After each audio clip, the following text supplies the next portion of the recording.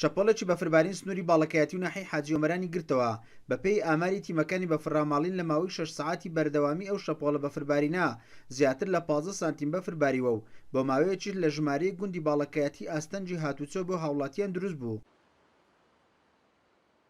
وەرزی سەرمان لە سنووری حاجی ئۆمەران بەردەوامە و ئێستاش بەفرباریوە لە سنوورەکە، بەڵام ئەوەی جێگەی داخە سوتەمەنیمان کەمە ئێستا لێرە داوا لە حکوومەت دەکەین کە جارێکی تر سوتەمەنیمان بۆ دابین کاتەوە لەبەرەوەی سنوورەکەیمە لەگەڵ شوێنەکانی تر جیاوازی زۆر هەیە.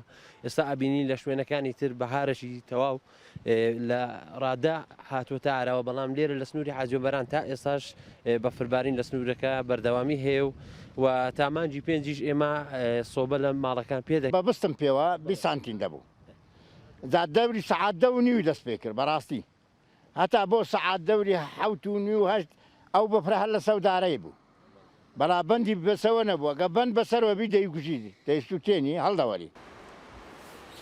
بەفربارین لەو کاتەی ساڵدا کە وەرزی بەهارە و کاتی دەرکەوتنی گوڵ و بەرهەمی باغ و ڕەزی گونشینان و دانیشتوانی ئەو ناوچەیە زیانی زۆر بە بەرهەمەکان دەگەێنێت.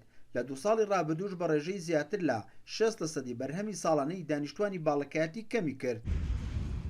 بەربوومێرە سێوە قەیسێ گوێزە مەسەن ئەو شتانەنە هەرمێ لێە جێلاسی لێ ئەوانە لێرە دەبنێ، ئەوانش ئەگە بتەقن و بەفری لێ بدا لەسەر بکاتە شەختە سەرما دەیبە. ئێستا سەپەرێ 20 سانتینێک بەفرباریوە شەختەی نەکرد مەترسی لەسەر نەبوو، بەڵام لەمە دوگە بتەقی ببیتە شەختە سەرما دەیبە. ساڵانە پاش نەورۆز ئەو شەپۆلی بەفرە ڕوو لەو ناوچەیە دەکا لە ڕووی کشت و کاڵی بڵێم ئێستا دار لە کاتی پشکردندایە دار زەرری پێدەگا. لەگەڵەوەی بەفربارین خۆشی و شادی بە دوای خۆی داهێناوە، بەڵام دابەزینی پلەکانی گەرما و پێویستی هاوڵاتیانی ناوچەکە بە سوتەمەنی کە کاتێک قەیرانی دارایی هەیە تا ئێستا تەنها 200 لتر نەوتی سپی بەسەر هاوڵاتیان دابشکراوە، بۆیە داواکار بوون سوتەمەنی زیاتریان پێ بدرێ کە ناوچەیەکی شاخاوی و ساردە و وەرزستانیش لەو ناوچەیە درێژە دەکێشێت.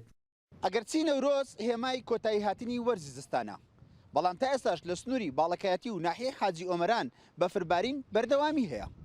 عوسمان کورسات نیوز ناحیەی حاجی ئۆمەران.